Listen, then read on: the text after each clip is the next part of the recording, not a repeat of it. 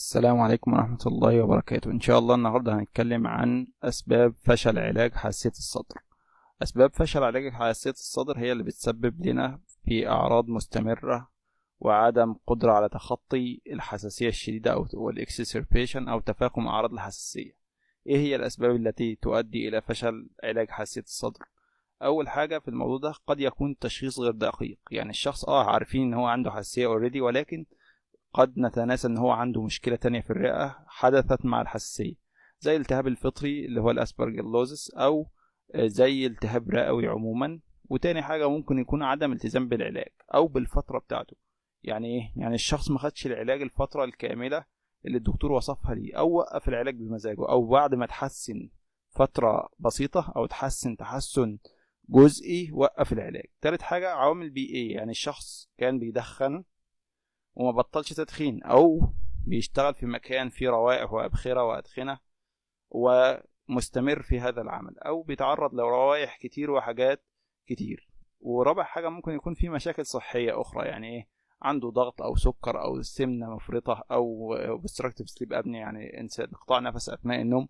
والحاجات دي لم يحسنها الشخص ومستمر في العلاج، ولكن في مشاكل اخرى محتاجه تظبيط، يعني محتاج يظبط ضغطه او سكره او بعض الحاجات اللي الامراض المزمنه اللي عنده. خامس حاجه مقاومه الدواء، يعني بعض الحالات ما بتستجيبش للعلاج ده ومحتاجه علاج اخر، وطبعا الموضوع ده محتاج ناخد وقت على العلاج اصلا عشان نعرف ان الشخص ده مقاوم ونشفته على علاج اخر.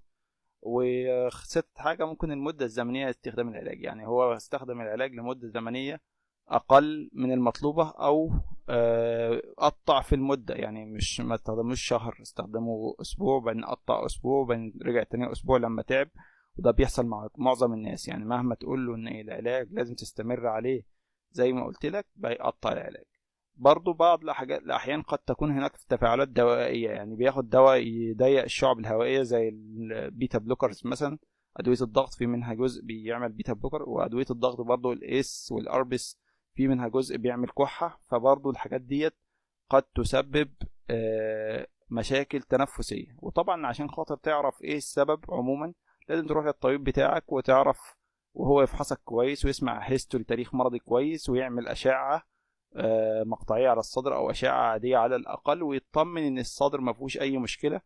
في الحالة دي ممكن نتأكد ان انت كويس وتقدر تكمل على العلاج، او نشفت العلاج بقى لعلاج اقوى لو الموضوع مش جايب نتيجة. والسلام عليكم ورحمة الله وبركاته.